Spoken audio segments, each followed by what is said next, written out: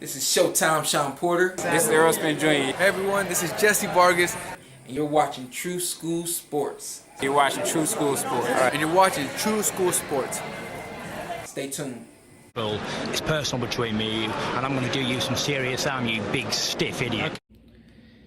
The Untouchable True School Sports Empire proudly presents something the boxing games are missing. Hey, what's going on? It's your boy BT, and I came here to talk some boxing with the thousands of True School Sports subscribers. Now, this came out a couple days ago, but I never got around to it, so I figured I'd get to it now and give my little thoughts on the matter. But good news. Hopefully good news, at least even greater news, in the coming days, weeks, and months. But it was reported by a number of news outlets, but the one I got in front of me is Boxing Scene. So shout out to Jake Donovan, one of the best boxing writers in the game, and all the fine folks at Boxing Scene. But Stanionis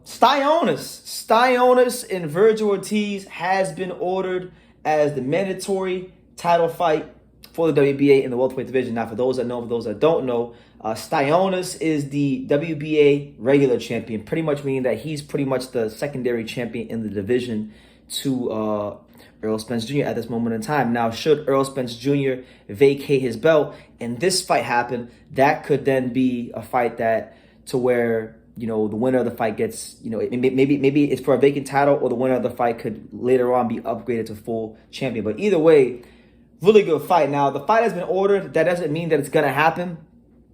All it means is that the WBA has, said that this is the intention, that they're going to make this fight happen.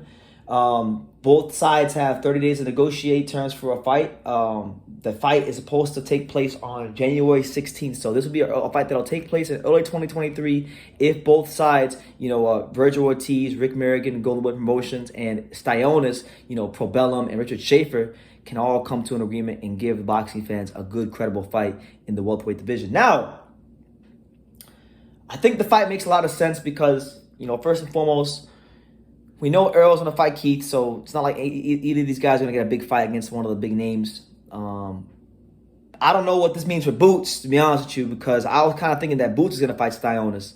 So I'm not sure what the hell this means for Jaron Ennis.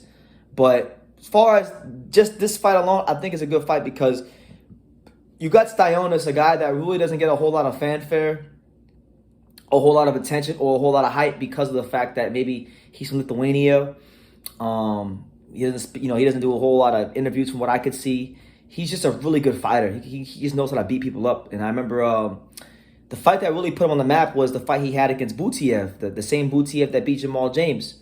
And Butiev was a guy that has good footwork, can box, can punch, has good pressure, and Stanionis beat him at his own game and got stronger as the fight went along. And for Vergil Ortiz, I think this could be a very fun fight and a very problematic fight for him because the thing about it with Stanionis is that Stanionis is one of these fighters that, much like Vergil, he gets stronger as the round goes on. He gets stronger as the fight reaches its deep waters and reaches those latter stages. So that's what I'm really intrigued about. And I think this is a fight for Vergil Ortiz where, I've said it a lot, and I don't think he gets enough credit, and I think he's going to have to beat a really big name opponent for him to get the credit. But Vergil Ortiz has one of the best jabs in boxing. World-class jab. It's creme de la creme. It's top shelf. It's a power jab. He's always in position to throw it. And he's very good about setting it up, I think that'll be the key for him in the fight. If this fight does take place, the key will be that power jab. Because if he keeps that power jab and Stanionis is eating a steady diet of power jabs throughout the fight, then that sets up the devastating Vergil Ortiz left hook, the devastating Vergil Ortiz right hand, and he could be able to grind out Stanionis and maybe break him down in the later rounds. But great fight. I think this is the kind of fight that would tell us a lot about who is who in the welterweight division, and it would give us more clarity as to just how good is Vergil Ortiz. Because he's fought some good fighters. Like he hasn't fought like tomato cans. I mean, I thought his last fight against Michael McKinson was a good test. A fight where he got outboxed for a couple rounds and was made to look stupid at times, but ultimately got the stoppage. And McKinson's a good fighter. McKinson will beat a lot of guys in the welterweight division.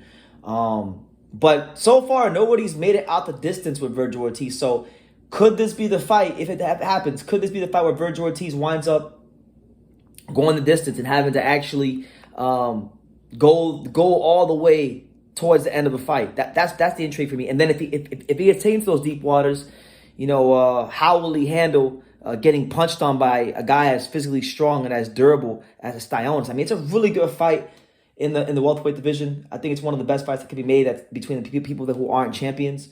I need some answers. What the hell exactly does this mean for our boy, you know, Jaron Ennis? Because, you know, if he's not fighting Stanionis and if he's not fighting Vergil, what other realistic options are there for Jaron Ennis? Let me see real quick. I want to see who on God's green earth could be a realistic option for Jaron Ennis at 47. Let me see. If we look at IBF rankings, right? Because he's not going to get the Errol Spence fight. Fuck. There's not a whole lot of options for him. Because I heard Rashidi. Maybe I would say probably if I had to take a guess, I think Cody Crowley would probably be the most realistic option because, you know, Cody Crowley beat Abu Karkarov. Cody Crowley is a solid top 15 welterweight. He's ranked number 10 in the IBF. And that's really he's fought on PBC before on Showtime. So that's probably the guy that I think they're going to try to line him up with if he's not going to fight Rashidi Ellis. But let me know what you guys think. That's the news. The WBA is ordering Ennis versus Stanionis. They have 30 days to negotiate a fight that's supposed to take place no later than January the 16th of 2023. So we'll definitely be making more videos about this subject as more news comes out. But yeah, these are my initial thoughts. Give me yours down below. Make sure you guys take the time to subscribe. And like I say in every single one of these videos, you can love me or you can hate me, but I'm just a kid from Dania. So until next time, take care, guys. And I think True School Sports, he's the truth. One of the best the best. Ooh, the number one. Number one. Brandon, you've been there, man, and you're building up a good following with us. Thank you. And I'm proud to be a part of what you're doing, too. You are spectacular. And Thank you, man. All the best to True School Boxing and keep up the good work.